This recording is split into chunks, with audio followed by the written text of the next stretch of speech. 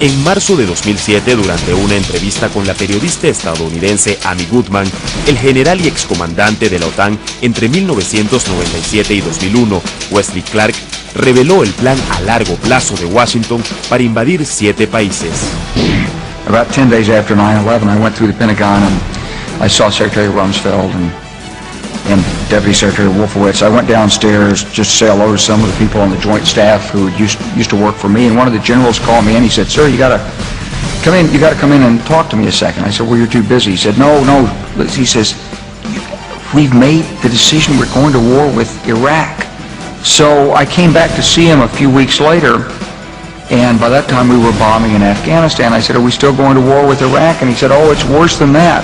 He said, he reached over on his desk and picked up a piece of paper and he said, I just got this down from upstairs, meaning the Secretary of Defense's office today, and he said, "This is a memo that describes how we're going to take out 7 countries in 5 years, starting with Iraq and then Syria, Lebanon, Libya, Somalia, Sudan, and finishing off Iran." ¿Coincidencia o estrategia real? A juzgar por hechos concretos, se trata de un plan que se va cumpliendo meticulosamente. Año 2003. Irak es invadida en el marco de la guerra contra el terrorismo emprendida por el gobierno de George Bush. Año 2006. Líbano es atacado por Israel bajo la operación Recompensa Justa. El ejército israelí ensayó contra el pueblo libanés su más sofisticado arsenal bélico. Año 2006. Somalia es víctima de la agresión de Etiopía. Estados Unidos envió su portaavión Eisenhower al país africano, al que califica como bastión de grupos terroristas. Año 2011. Libia es bombardeada por la OTAN en marzo. En el mes de agosto se produce la toma de Trípoli, la capital. 2 meses más tarde, asesinan brutalmente a Muammar Gaddafi. Desde el año 1979, tras el derrocamiento del Shah de Irán Mohammad Reza Pahlavi, aliado de Occidente, y el triunfo de la revolución iraní, el país persa es objeto de sanciones y presiones por su supuesto desarrollo nuclear con fines bélicos. En la mayoría de los casos, se trata de países que han resistido a la hegemonía de la alianza Israel-Estados Unidos en la región y que poseen recursos naturales estratégicos. Desde marzo de 2011, el hostigamiento apunta hacia Siria, otro de los países que, de acuerdo con el general Wesley Clark, figura en la lista negra del Pentágono. ¿Se está repitiendo con Siria el mismo guión que terminó con la toma de Libia?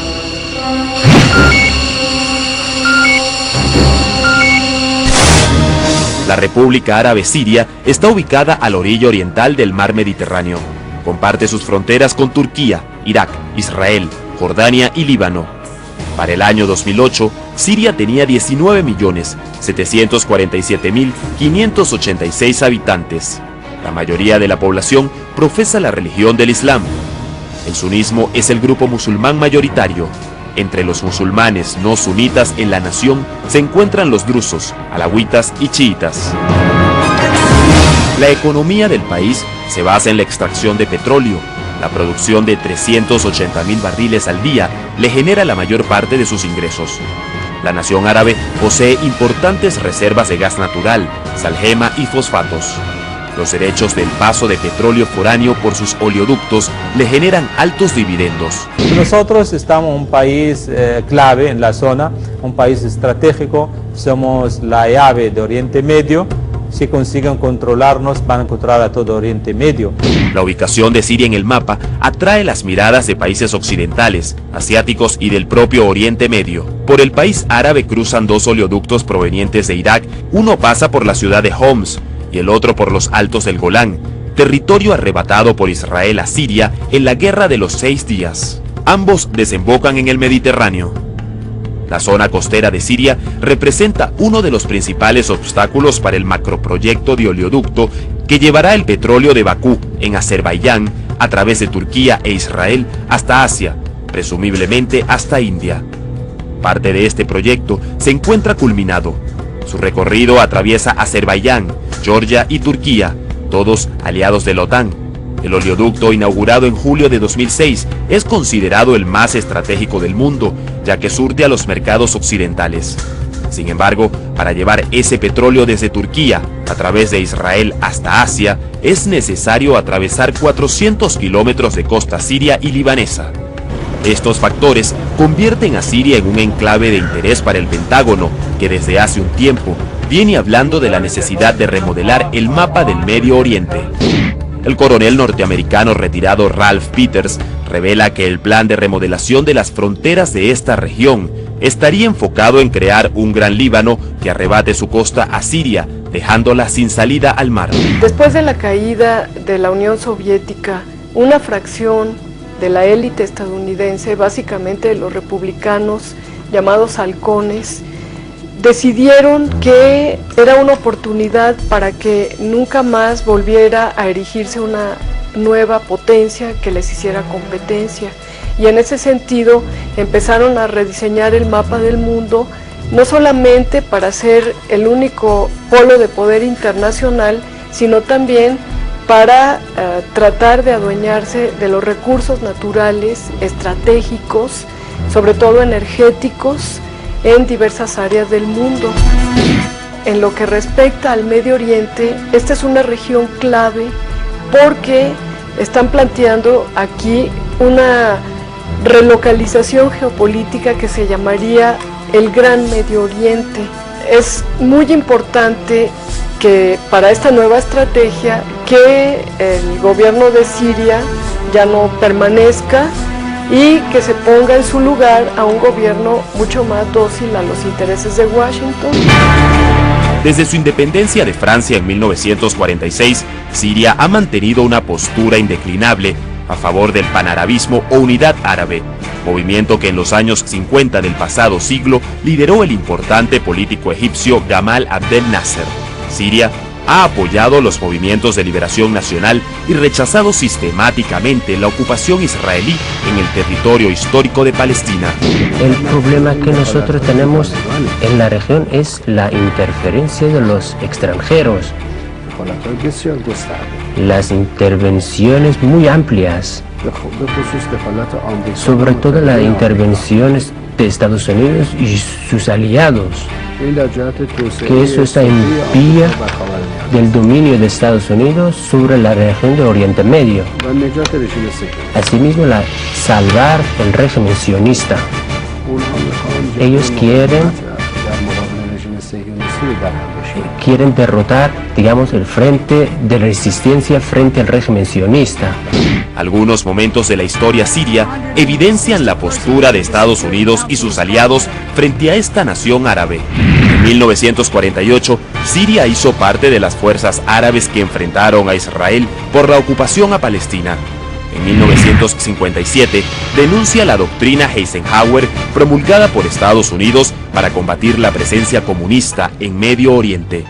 Desde 1963, el Partido del Renacimiento Árabe Socialista, conocido también como Baas, gobierna la nación.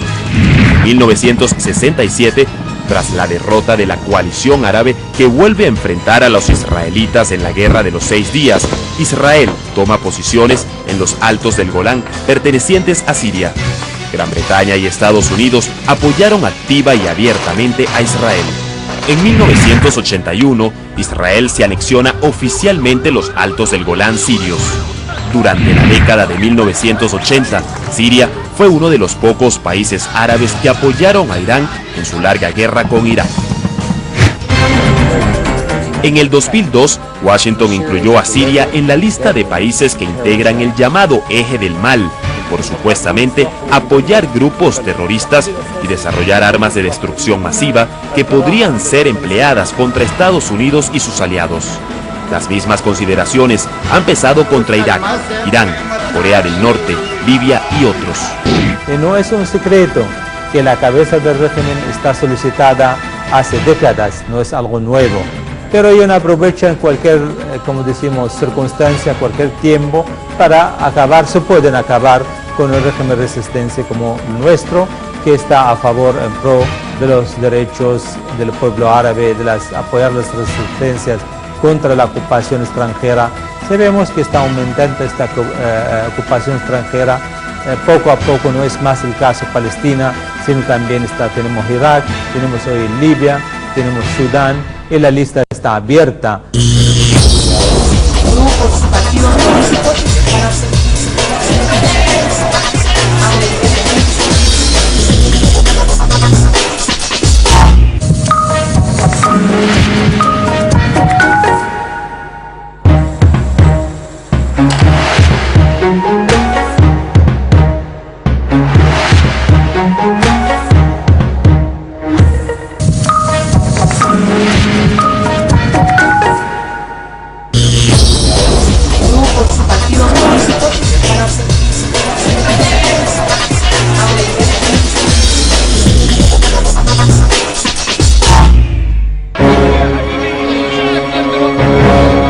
Desde el 15 de marzo de 2011, Siria ha sido escenario de protestas a favor y en contra del gobierno.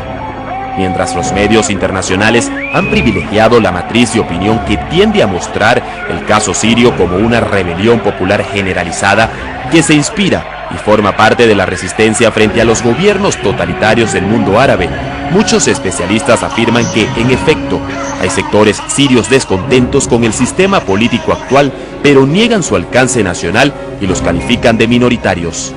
Para otros, el tema de fondo apunta a diferencias religiosas. Algunos añaden que la inconformidad de uno o varios sectores ha sido el caldo de cultivo para inyectar agentes externos armados y desestabilizadores. Entre tanto, Bashar al-Assad ha denunciado reiteradamente que la violencia en las concentraciones es promovida por bandas armadas de mercenarios financiadas desde el exterior. El Estado presume realizar reformas en respuesta a las demandas populares. Sin embargo, la realidad es que las fuerzas de seguridad y los servicios de inteligencia nos reprimen y privan de nuestros derechos y libertades. Queremos manifestar nuestra lealtad a nuestro líder Bashar al-Assad y su plan de reformas. Nos aferramos a la unidad nacional y rechazamos cualquier intervención, ya sea árabe u occidental, y repudiamos las resoluciones del Consejo de Seguridad de la ONU y de la Liga Árabe. Siria es un mosaico de diferentes comunidades y al mismo tiempo un modelo extraordinario en la que todas las comunidades religiosas han coexistido de manera pacífica los unos con los otros desde el siglo VIII. No exactamente uno al lado del otro, pero sí en conjunto. Entonces se pretende crear una guerra civil sobre esas bases. En respuesta a las demandas de algunos sectores de la población, el presidente al-Assad ha llamado reiteradamente al diálogo y emprendido reformas orientadas en la creación de nuevos partidos políticos y la descentralización del poder. No podemos quedarnos sin reformas. Naturalmente, quedarse sin reformas es un acto que podría destruir el país. El principal desafío es el tipo de reformas que queremos, y esto lo determinará el pueblo sirio mediante el debate en torno a las leyes planteadas. Pese a los esfuerzos por atender las demandas de cambio, las fuerzas opositoras siguen organizando manifestaciones fuertemente armadas en las que han muerto tanto población civil como efectivos del ejército sirio. Aunque los medios no mencionen a estos últimos en sus noticias, la mayoría de las veces. Consideramos que el pueblo de Siria es muy cercano al pueblo turco. Debido a que los consideramos nuestros hermanos y hermanas, no podemos permanecer sin reaccionar ante lo que está ocurriendo allá. Hacemos un llamado para que no hayan más muertes de civiles y para que esta situación sea detenida tan pronto como sea posible. En febrero intentaron derrocar el régimen, llamaron masivamente a revolución, no consiguieron.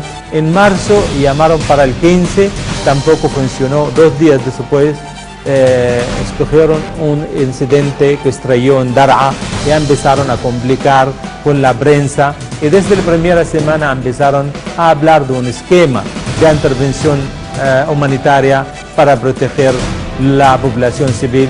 En aquel momento hubo menos de 4 muertos. Desde la comunidad internacional también han habido diferentes posturas. Estados Unidos y la Unión Europea impusieron durante el 2011 a Siria nuevas sanciones, particularmente económicas. En el mes de mayo de 2011, Washington bloqueó las cuentas y propiedades que tienen en Estados Unidos el mandatario sirio y otros 6 funcionarios de alto nivel de su gobierno. El discurso enfilado contra Siria desde la Casa Blanca ha tenido como principal propósito la dimisión de Bashar al-Assad. Si ha explotado la violencia en Siria, eso no es culpa de la Liga Árabe. Tenemos que culpar a quienes en realidad son responsables, y en este caso es Al-Assad. Es imposible culpar a la presión ejercida por otros países. Es más, creemos que la presión internacional sobre Al-Assad en realidad está teniendo efecto en el sentido que le está ayudando a Al-Assad a darse cuenta y facilitarle la decisión de tener que renunciar. Incluso, la secretaria de Estado de Estados Unidos, Hillary Clinton, afirmó en el mes de noviembre durante una entrevista a la cadena NBC sobre la posibilidad de una guerra civil en Siria. Creo que podría haber una guerra civil con una oposición muy centrada, bien armada y que con el tiempo estará bien financiada y que está, si no dirigida, ciertamente influida por desertores del ejército. Pero las presiones de Washington contra Siria no son recientes. En 2002 fue presentada ante el Congreso y el Senado estadounidense la ley llamada el Acta de la Responsabilidad Siria y de la Restauración de la Soberanía Libanesa, aprobada en ambas cámaras en diciembre de 2003. Dicha ley dicta sanciones económicas norteamericanas contra Siria desde el 11 de mayo de 2004 por considerar al país árabe como una amenaza para la seguridad nacional norteamericana, para su política exterior y para su economía. La normativa autoriza la confiscación de los bienes y propiedades de ciertas personalidades sirias y prohíbe la exportación y la reexportación de productos al país. Una política similar fue aplicada contra Cuba en los años 60 del pasado siglo y en el caso de Irak fue implementada justo antes de ser invadido y ocupado militarmente. A las presiones contra Siria en materia económica se unió la Liga Árabe.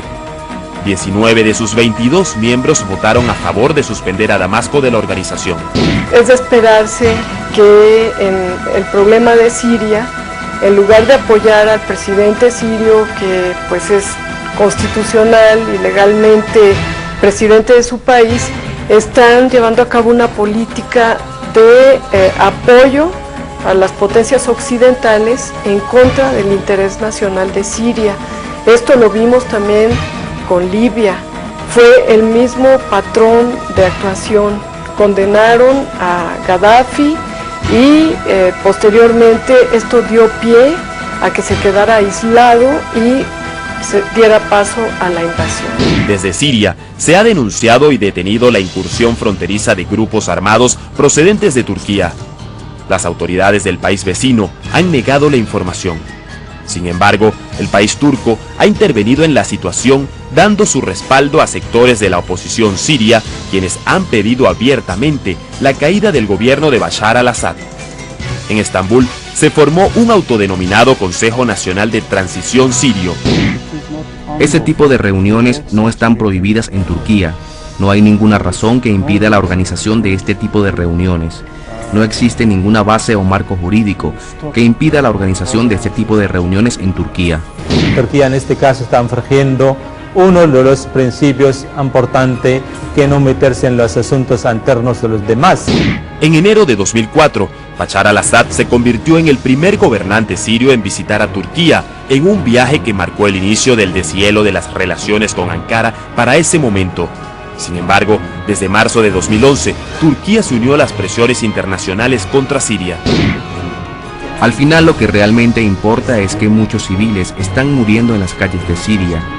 Y como esta situación no ha sido controlada hasta ahora, hacemos un llamado para que sea detenida. Pienso que no es importante cómo ocurrió todo esto, o si esta situación fue organizada o no. Pero no todo el Medio Oriente está en contra de Siria. Es el caso de Irán, otro de los países amenazados por la Casa Blanca y la OTAN, que mantiene firme su rechazo a la injerencia externa en la región, sea cual fuere el argumento. Siria es la puerta para entrar a Irán. Hay un acuerdo entre Irán y Siria de ayuda mutua y de cooperación militar. Si Siria es desestabilizada, entonces Irán queda más aislado en la zona. Y desde luego esto favorecería los intereses de este nuevo diseño estratégico del Gran Medio Oriente, porque entonces estos gobiernos podrían más fácilmente cooperar con las potencias occidentales, que básicamente aquí tienen dos objetivos. Por una parte, conseguir el preciado petróleo, el gas, que es tan importante para las economías occidentales, pero por otra parte también sería una manera de seguir tendiendo el cerco hacia China y Rusia. Durante meses, las naciones occidentales han intentado que el Consejo de Seguridad de Naciones Unidas adopte una firme postura contra Siria que comience por sancionar y termine por intervenir. El argumento descansa en los informes de la ONU, que aseguran que el gobierno de Bashar al-Assad reprime al pueblo sirio. Sin embargo, hasta el momento, el poder de veto de Rusia y China han logrado blindar a Siria de posibles sanciones por violación a los derechos humanos. De hecho, Moscú ya envió barcos de guerra a las aguas territoriales sirias para proteger a la nación árabe de cualquier ataque de las fuerzas de la OTAN y evitar una agresión militar prevista bajo el pretexto de una intervención humanitaria. Para Rusia, Siria es muy importante porque se encuentra en un lugar clave geopolítico en donde realmente puede alcanzar Medio Oriente, puede ver el Asia Central y Europa. Con el ejemplo de Libia, pues Rusia considera que sería un paso hacia la invasión. Incluso las potencias occidentales están planteando también crear una zona restringida de vuelo, pero eso sería ya el inicio de un ataque hacia este país.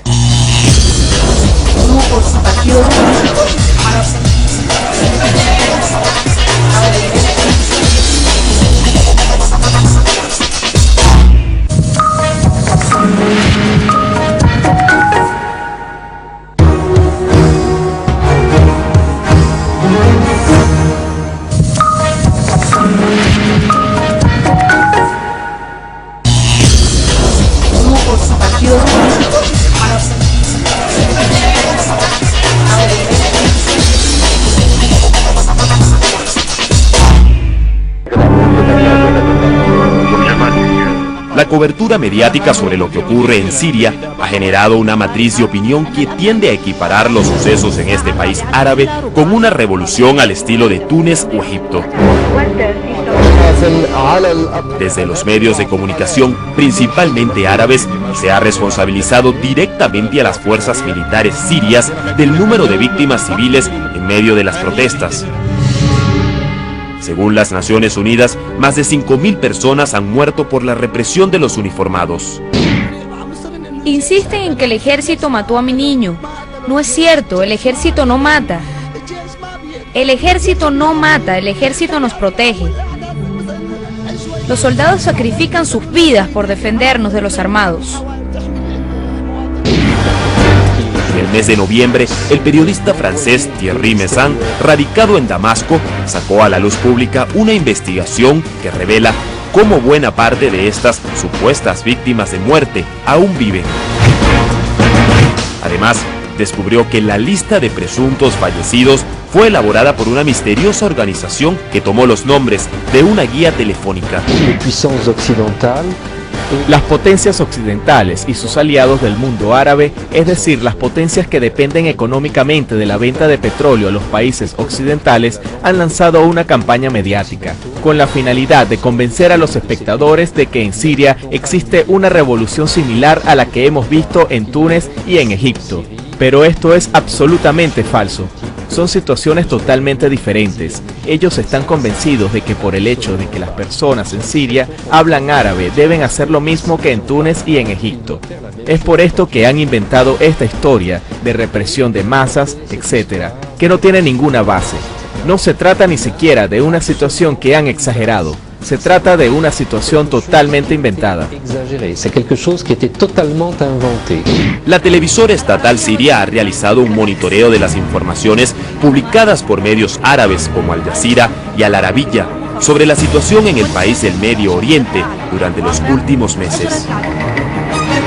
El material audiovisual desmonta la manipulación mediática sobre muchas supuestas víctimas a manos del ejército sirio. El pasado mes de octubre, habitantes de la localidad de Al-Qadán denunciaron un ataque terrorista contra civiles en esa zona. Estos son algunos de los testimonios recogidos por la televisora estatal siria. Cerca de las 3:30 de la tarde fueron vistos cuando hombres a bordo de un vehículo blanco marca Kia, modelo Río. 3 hombres armados con rifles salieron del carro. El conductor usaba una máscara. Luego se alinearon y abrieron fuego asesinando a mi hermano, quien era dueño de la tienda. Su nombre era Amin al-Masri al-Rifai. Otras 2 personas también fueron asesinadas. Sus nombres eran Anush al-Kider, quien trabajaba reemplazando los cilindros de gas, y un hombre proveniente de Daraa, del cual no recuerdo el nombre. Las 3 personas asesinadas eran hombres. Los 3 fueron asesinados. Acá pueden observar algunos impactos de bala. Mi nombre es Abd al-Salam Touma. Soy un teniente coronel retirado. Fui informado sobre el asesinato de mi hijo, el mártir, Al-Monen Ramadán. Estos grupos armados asesinaron a mi hijo. Él es una víctima más de estos grupos armados y una víctima del terrorismo que está presente en este país. Este testimonio de los propios testigos del hecho fue presentado por los noticieros de las televisoras Al Jazeera y Al Arabiya de la siguiente forma. Un grupo de activistas sirios señaló que al menos 4 personas habían sido asesinadas en la localidad de Al-Qadán, cerca de Damasco, durante una campaña de inspección y arresto en esa área. 4 personas fueron asesinadas en la localidad de Al-Qadán en Damasco, cuando las Fuerzas Armadas sirias entraron a esa área y realizaron una campaña de arresto. Los noticieros de Al Jazeera y Al Arabiya señalaron a las fuerzas y efectivos estatales sirios como responsables de los crímenes cometidos por grupos cuya identidad y procedencia se desconoce. Estos grupos armados han cometido un gran número de crímenes. No tenemos el número exacto, pero se estima que alrededor de 1.600 personas han sido asesinadas por estos grupos armados de una forma realmente espantosa, para causar pánico y terror en la población. Posteriormente, un ciudadano sirio desmintió su muerte luego de que la televisora Al Jazeera informara sobre su fallecimiento durante las agresiones ocurridas en la localidad de Al-Rastán, el 1 de octubre de este año. Soy el doctor Anwar Al-Che Ali, un especialista en cirugía general proveniente de la ciudad de Al-Rastán. El día de ayer algunos medios de comunicación occidentales y algunos canales árabes, incluyendo Al Jazeera, reportaron que yo había sido asesinado en Al-Rastán. Esto es completamente falso. ¿Dónde nos encontramos en este momento, doctor? Estamos cerca de mi casa en Al-Rastán. ¿Qué día es hoy? 1 de octubre de 2011. ¿Qué hora es? Son casi las 4 en punto de la tarde. Mi hermano, que vive muy lejos de mi casa, entró en shock al enterarse de mi muerte. Él vino en la mañana muy aterrado. El propósito de todo esto es difundir pánico. El objetivo, honestamente, consiste en difundir un levantamiento entre las personas. Lo que se dijo aquí es que yo soy un doctor en Al-Rastán y que las fuerzas de seguridad me habían asesinado. Desde la prensa escrita también han sido consecuentes titulares como estos. El dictador de Siria ataca a la oposición con tanques militares. Represión en Siria dispersa a la población. El dictador de Siria. Al calor de la revolución árabe. Lo que desean las potencias occidentales es crearse un caso jurídico en las fuentes de información para así tener el derecho de intervenir. Aunque el panorama del mundo árabe para algunos es incierto y para otros previsible, el gobierno sirio continúa resistiendo para resolver sus problemas internos sin la intervención extranjera. Solo queda esperar para confirmar si la historia se repite.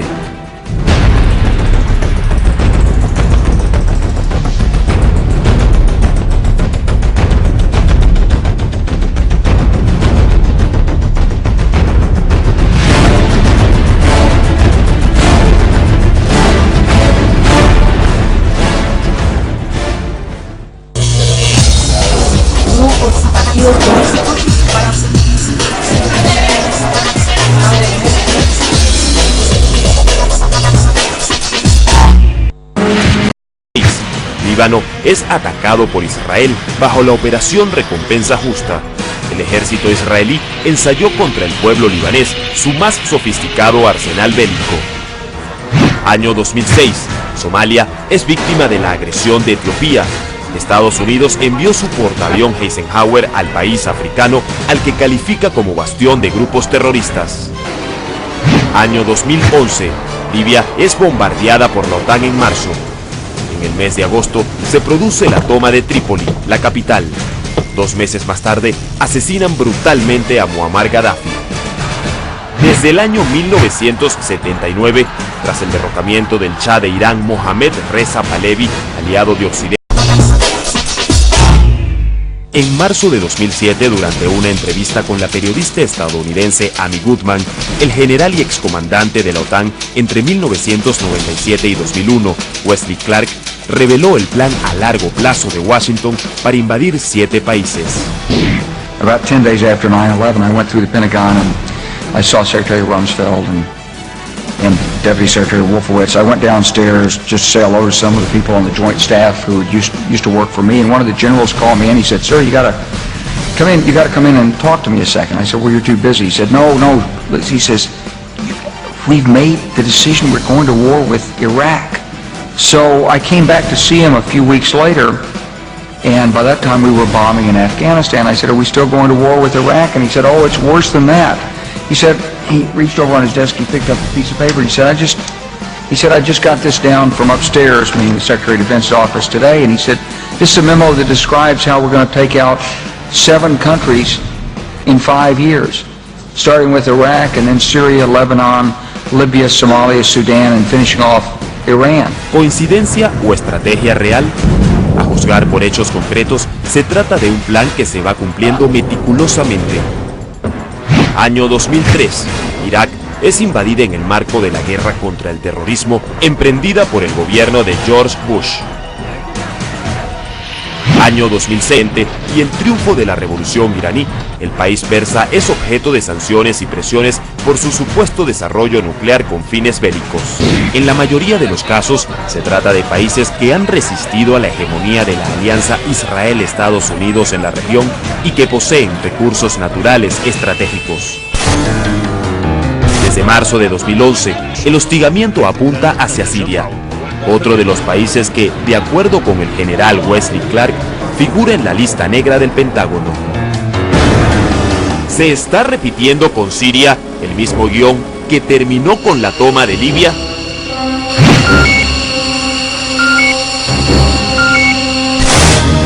La República Árabe Siria está ubicada a la orilla oriental del mar Mediterráneo.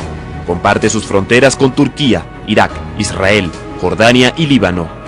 Para el año 2008, Siria tenía 19.747.586 habitantes.